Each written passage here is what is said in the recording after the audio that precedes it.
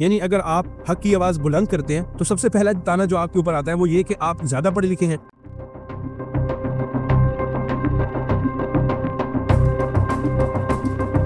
आपके साथ भी ऐसा हुआ है कि आपके दिल में कुछ और है लेकिन आप दुनिया को दिखाने के लिए वो कर रहे होते हैं जो सब कर रहे होते हैं? अगर हाँ तो साइकोलॉजी में इसे प्रेफरेंस क्लासिफिकेशन कहते हैं। हमें बचपन से एक ही बात सिखाई गई है कि तारीख को हमेशा जालिम बादशाहों ने तबाह किया, लेकिन ये पूरा सच नहीं है। सच तो ये है कि तारीख को उन लोगों ने तबाह किया जो सब कुछ जानते थे लेकिन खामोश रहे, जैसे आप, मैं और हम सब। एक बुरा इंसान तब तक बुरा नहीं बनता जब तक कि एक अच्छा इंसान उसे देखकर अपना दरवाजा बंद नहीं कर ले। और प्रेफरेंस क्लासिफिकेशन की थ्योरी भी यही कहती है कि हम इसलिए सच नहीं बोलते कि हम अकेले रह जाएंगे। लेकिन सवाल यह है कि आपकी खामोशी हिफाजत है या उस जुर्म में बराबर की शराकतदारी।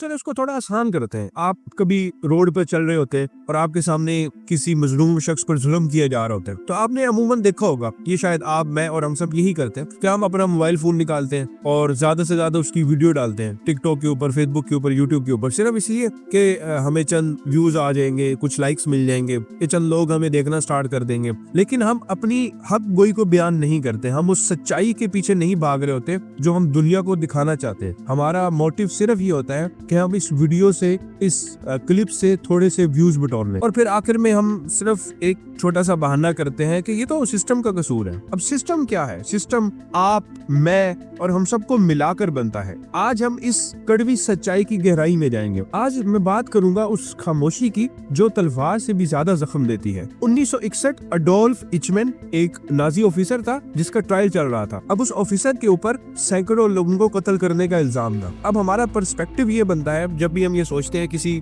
ऐसे शख्स के बारे में जिसने इतने ज्यादा कत्ल किए, तो हमेशा हमारे ज़हन में एक मॉन्स्टर का ख्याल आता है, एक ऐसा शैतान, एक ऐसा डेमन जो दिखने में पता नहीं अजीब होगा, उसके 8-10 हाथ होंगे, 8-10 सर होंगे। लेकिन हकीकत ये है कि जब हैना एरेंडेंट ने उसको देखा तो उसका ये कहना था कि वो एक ऑफिस वर्कर था, जबकि अडोल्फ इचमैन का ये मानना था कि ये तो वो महज इसलिए कर रहा था क्योंकि उसे हुक्म दिया जा रहा है। वहाँ पर हैना, जो कि एक मशहूर फिलासफर है, उन्होंने एक टर्म इजाद की जिसका नाम रखा गया द बेडेलिटी ऑफ ईवल, यानी जुर्म का जुर्म ना लगना, या आप कह लें कि बुराई का आम हो जाना, यानी बुराई ऐसे लगना कि जैसे है ही नहीं। चलो इसको एक केस स्टडी से समझाता हूँ। 2010 सियालकोट में एक वाकया हुआ था जहाँ 2 भाइयों को महज शक की बुनियाद के ऊपर उनको बेदर्दी और बेरहमी से कत्ल कर दिया जाता है। उन पर डंडे बरसाए जाते हैं और शक क्या था? सिर्फ ये कि उन 2 भाइयों ने चोरी की, जबकि हकीकत ये थी कि वो भाई महज क्रिकेट के दीवाने थे और सुबह सुबह क्रिकेट खेलने के लिए घर से निकले हुए। लेकिन एक हजूम में सिर्फ एक आवाज बुलंद हुई कि देखो ये वो चोर है जो जा रहे। लेकिन आपके ख्याल में क्या वहाँ पर सब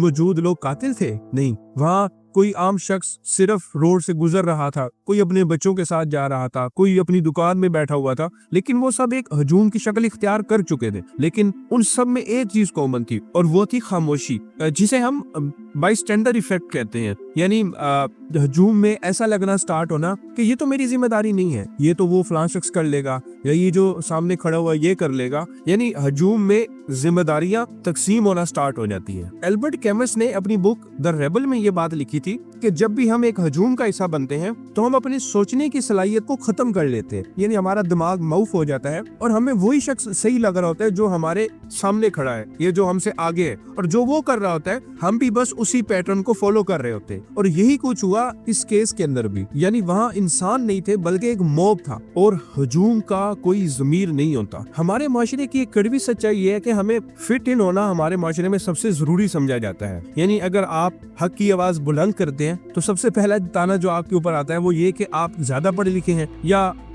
थोड़ा सा इसको दूसरी साइड पर लेकर रहे हैं तो आपको अपनी जान प्यारी नहीं है। अब हैना ने इसी बात को बयान करते हुए कहा था कि बुराई की जो ताकत है वो हमारी खामोशी के अंदर है। अब इन सारी बातों को अपने पाकिस्तान के मौजूदा हालात के ऊपर फिट कर ले कि हम कितनी बार अपने हक के लिए बाहर निकले, या हम कितनी बार उस सच्चाई के लिए निकले जो हमारा दिल मान रहा। और क्या आपको लगता है कि पाकिस्तान में सच्चाई की कीमत अपनी जान से चुकानी पड़ती है? मुझे कमेंट्स में आपकी राय का इंतजार रहेगा। मेरा नाम इश्तियाक पंजुता है और अगर आपको मेरी ये वीडियोस अच्छी लग रही हैं तो आप मुझे फॉलो कर सकते हैं मजीद इस तरह की इंफॉर्मेटिव वीडियोस के लिए।